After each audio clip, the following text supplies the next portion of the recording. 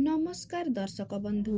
ଶୀତ ଆସେ ସହରର ସେତୁ ଚିକ୍କଣ ରାସ୍ତାରେ, ଶୀତ ଆସେ ଝାଟି ମାଟି ଘରର ଛପର ଫାଙ୍କରେ, ଆଉ ସେହି ଶୀତର କୁହୁଡ଼ି ଭରା ପରିବେଶରେ କାର୍ତ୍ତିକକୁ ବିଦାୟ ଦେଇ ମାର୍ଗଶିର ମାସ ଧରାମଣ୍ଡିତ ହୋଇଥାଏ।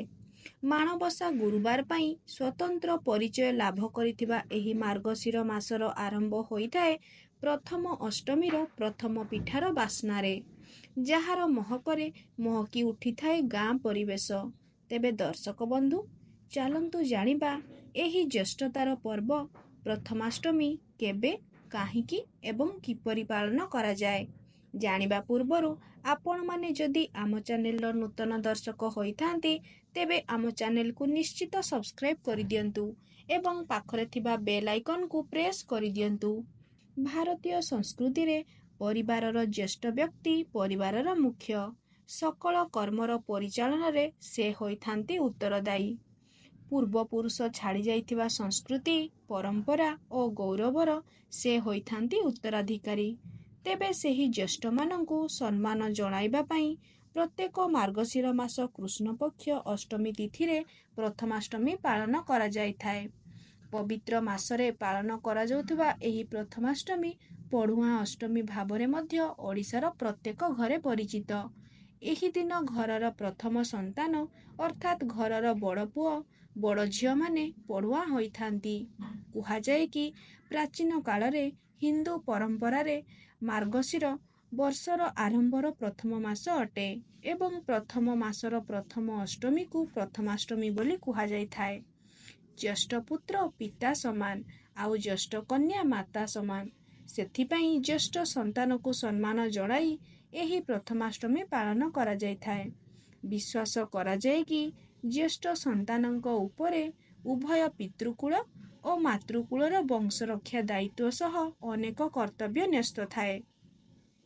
ପ୍ରଥମାଷ୍ଟମୀ ଉତ୍ସବରେ ମାତୃକୁଳରୁ ଅର୍ଥାତ୍ ମାମୁଁ ଘରୁ ତେଲ ହଳଦୀ ସହିତ ନୂତନ ବସ୍ତ୍ର, ପୂଜା ଉପକରଣ ଆସିବାର ବିଧି ମଧ୍ୟ ରହିଥାଏ। ତେଣୁ ମାମୁଁମାନଙ୍କୁ ଅଷ୍ଟମୀ ବନ୍ଧୁ ବୋଲି ମଧ୍ୟ କୁହାଯାଇଥାଏ। ଏହି ଦିନ ଯେ କେବଳ ଘରର ଜ୍ୟେଷ୍ଠ ପୁତ୍ର ବା କନ୍ୟାଙ୍କର ବନ୍ଦାପଣା କରିବା ନିମନ୍ତେ ପାଳନ କରାଯାଏ ତାହା ନୁହେଁ, ବରଂ ପ୍ରଥମାଷ୍ଟମୀ ଏହା ମଧ୍ୟ ଜଣାଇଥାଏ କି ଯେ କିପରି ଆମେ ଆମ ଘରର ଜ୍ୟେଷ୍ଠ ଅର୍ଥାତ୍ ବୟୋଜ୍ୟେଷ୍ଠ ଗୁରୁଜନମାନଙ୍କୁ ସମ୍ମାନ କରିବା ଏବଂ ନିଜର ବ୍ୟସ୍ତବହୁଳ ଜୀବନରୁ ସମୟ ବାହାର କରି ସେମାନଙ୍କ ସହ କିଛି ହସଖୁସି ବାଣ୍ଟିବା, ଯାହାଫଳରେ ସେମାନେ ନିଜର ଏକାନ୍ତବୋଧତା ଦୂର କରି ବାକି ଜୀବନ ସୁଖରେ କାଟିପାରିବେ। ତେବେ ଦର୍ଶକ ବନ୍ଧୁ, ଚାଲନ୍ତୁ ଜାଣିବା ପ୍ରଥମାଷ୍ଟମୀ ପର୍ବରେ ପାଳନ କରାଯାଉଥିବା ବିଧିଗୁଡ଼ିକ ସମ୍ପର୍କରେ। ପ୍ରଥମାଷ୍ଟମୀ ଦିନ ପ୍ରାତଃକାଳରୁ ଘରର ଜ୍ୟେଷ୍ଠ ସନ୍ତାନମାନେ ସ୍ନାନ କର୍ମ ସାରି ନୂତନ ବସ୍ତ୍ର ପରିଧାନ କରିଥାନ୍ତି। ମା'ମାନେ ଧାନ ଉପରେ ସିନ୍ଦୁର ଚନ୍ଦନ ସହିତ କଳସ ବସାଇ ଧୂପ ଦୀପ ନୈବେଦ୍ୟ ଦେଇ ମା ଷଷ୍ଠୀ ଦେବୀଙ୍କୁ ପୂଜା କରିଥାନ୍ତି। ଏହାପରେ ନୂଆ ବସ୍ତ୍ର ସହିତ ଚନ୍ଦନ ସିନ୍ଦୁରରେ ଶ୍ରୀଙ୍ଗାର ହୋଇଥିବା ଜ୍ୟେଷ୍ଠ ସନ୍ତାନମାନଙ୍କୁ ବସାଇ ବନ୍ଦା ଯାଇଥାଏ। ଜ୍ୟେଷ୍ଠ ସନ୍ତାନ ପୁତ୍ର ହୋଇଥିଲେ ବଡ଼ୁଆଳ ଚିତା ଉପରେ ବସାଇ ଓ କନ୍ୟା ହୋଇଥିଲେ ପଦ୍ମଫୁଲ ଚିତା ଉପରେ ବସାଇ ପୂଜା କରାଯିବାର ବିଧି ମଧ୍ୟ ରହିଥାଏ। ଏହି ଦିନ ନୂତନ ବଡ଼ି କରି ବଡ଼ିକୁ ମଧ୍ୟ ପଢୁଆଁ କରାଯାଇଥାଏ। ଖୁସିର ଏହି ଦିନରେ ଆଉ ଟିକିଏ ଖୁସି ଯୋଡ଼ିଦେବା ପାଇଁ ପ୍ରସ୍ତୁତ ହୋଇଥାଏ ଏଣ୍ଡୁରି ପିଠା। ବର୍ଷର 365 ଦିନ ମଧ୍ୟରୁ ଏହା ଗୋଟିଏ ଦିନ ଯେଉଁଦିନ ଲୋକମାନେ ଚକୁଳି ପିଠା ନ ଖାଇ ଏଣ୍ଡୁରି ପିଠା ଖାଇଥାନ୍ତି।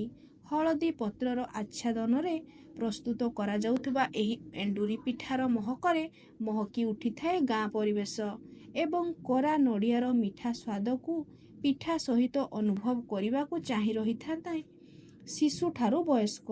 ତେବେ ଦର୍ଶକ ବନ୍ଧୁ, କେବଳ ମାନବ ସମାଜ ନୁହେଁ, ପ୍ରଥମାଷ୍ଟମୀ ପର୍ବକୁ ଆମେ ପୂଜା କରୁଥିବା ଦେବୀ ଦେବତାମାନେ ମଧ୍ୟ ପାଳନ କରିଥାନ୍ତି। ଏହି ଦିନ ଏକାମ୍ର କ୍ଷେତ୍ରରେ ପ୍ରଭୁ ଲିଙ୍ଗରାଜଙ୍କର ବିଶେଷ ନୀତି ପାଳନ କରାଯାଇଥାଏ। ଦେବଦେବ ମହାଦେବ ପ୍ରଭୁ ଲିଙ୍ଗରାଜଙ୍କର ଏହି ପ୍ରଥମାଷ୍ଟମୀ ଯାତ୍ରା ଆଦ୍ୟ ଯାତ୍ରା ବୋଲି ବିଶ୍ୱାସ ମଧ୍ୟ କରାଯାଇଥାଏ। ପରମ୍ପରା ଅନୁସାରେ ମାମୁଁ ବରୁଣେଶ୍ୱର ଓ ମାଇଁ ବନଦେବୀ ଏହି ଦିନ ପ୍ରଭୁ ଲିଙ୍ଗରାଜଙ୍କୁ କୋପାଳି ମଠଠାରେ ଭେଟି ପଢୁଆଁ କରାଇଥାନ୍ତି। ସେହିପରି ଶ୍ରୀକ୍ଷେତ୍ରର ଅଧିପତି ମହାପ୍ରଭୁ ଶ୍ରୀ ଜଗନ୍ନାଥ ମଧ୍ୟ ନିଜ ଭାଇ ଭଉଣୀଙ୍କ ସହ ଏହି ଦିନ ପଢୁଆଁ ହୋଇଥାନ୍ତି। ଶ୍ରୀଜୀଉ ବଳଭଦ୍ରଙ୍କର ପଢୁଆଁ ପାଇଁ ତାଙ୍କ ମାମୁଁ ଘରୁ ଅର୍ଥାତ୍ କଟକର ନିଆଳିଠାରେ ଥିବା ମାଧବାନନ୍ଦ ମନ୍ଦିରରୁ ଶ୍ରୀମନ୍ଦିରକୁ ପଢୁଆଁ ଭାର ଆସିଥାଏ। ମାମୁଁ ଘରୁ ଭାରରେ ଆସିଥିବା ନୂତନ ଖଣ୍ଡୁଆ ପାଟ ପିନ୍ଧି ଶ୍ରୀଜୀଉମାନେ ଏହି ଦିନ ପଢୁଆଁ ହୋଇଥାନ୍ତି। ଏତତ୍ ବ୍ୟତୀତ ଏହି ପ୍ରଥମାଷ୍ଟମୀ ଦିନ ଓଡ଼ିଆ ଘରମାନଙ୍କରେ ଥିବା ମା ଲକ୍ଷ୍ମୀଙ୍କର ଶେରଗାଦିକୁ ପୂଜା କରାଯାଏ। ମାଙ୍କୁ ନୂତନ ବସ୍ତ୍ର ଅର୍ପଣ କରାଯାଇଥାଏ।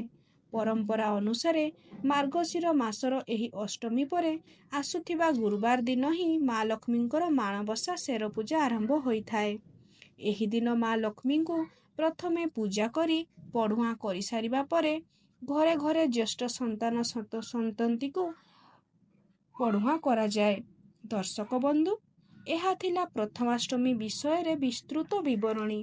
ଯଦି ଆପଣମାନଙ୍କୁ ଆମ ଭିଡ଼ିଓଟି ଭଲ ଲାଗିଥାଏ ତେବେ ଭିଡ଼ିଓକୁ ଗୋଟିଏ ଲାଇକ୍ ଏବଂ ସେୟାର କରିଦିଅନ୍ତୁ। ଧନ୍ୟବାଦ।